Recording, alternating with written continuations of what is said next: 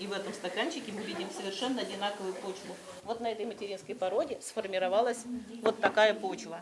Нина Пегова более 40 лет изучает секреты земледелия. В родных селтах, как и в большинстве районов республики, почвы дерново-подзолистые. Выращивать на такой земле сложно, объясняет исследователь. Поэтому ученые ищут способы, как обогатить почву. Один из доступных вариантов – солома. Мы сейчас изучаем разные виды пара, скажем, да. Вот сеем горчицу и заделываем ее как сидират. Все же говорят, что это очень выгодно, что это очень дешево, что это хорошо на почву влияет. Если сравнить с навозом, параллельно внести навоз, горчицу или какой-то другой клевер, скажем, просто клевер запахать в почву, навоз все равно лучше. Буквально каждое слово исследователя шестиклассница Настя записывает в блокнот. В канун Дня российской науки у учеников Первомайской школы появилась возможность встретиться с учеными, сотрудниками научно-исследовательского института сельского хозяйства. Я очень интересуюсь биологией. В будущем хочу связать свою профессию с этим. Я тоже очень хочу стать профессором, изучать растения и семена. Это вот озимая рожь. Озимую рожь мы сеем осенью, сказали. Вывели наши ученые и озимую пшеницу, и талмас, так назвали сорт с урожайностью до 70 центнеров с гектара. Его разработкой занималась и Надежда Туктарова. Рассказывает, над селекцией трудилась с 2000 года, и только спустя 11 лет и талмас включили в госреестр.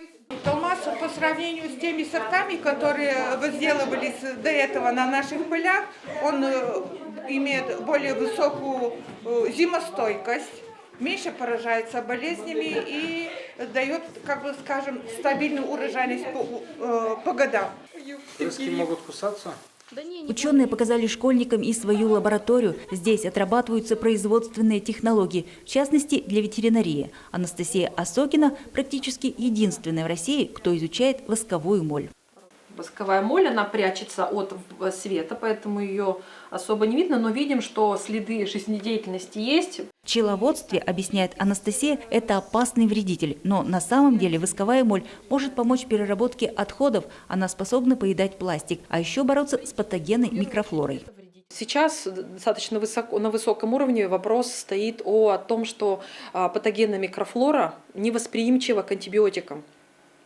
И наши растворы, они помогают в синергии с различными группами антибиотиков бороться с патогенной микрофлорой, что, конечно, повышает эффективность профилактики и лечения различных инфекционных заболеваний. Наши удмуртские ученые очень молодцы, все новое узнают и двигаются все выше и выше. Проводить такие встречи со школьниками в День российской науки для наших ученых стало традицией. Возможно, из тех, кто пришел к ним на этот раз, в будущем станет их коллегой. Каждый человек, который сюда приходит, это штучный товар. Мы его воспитываем, делаем из него крутого специалиста. Они защищают кандидатские, потом докторские диссертации и являются достаточно уникальными и высокопрофессиональными кадрами.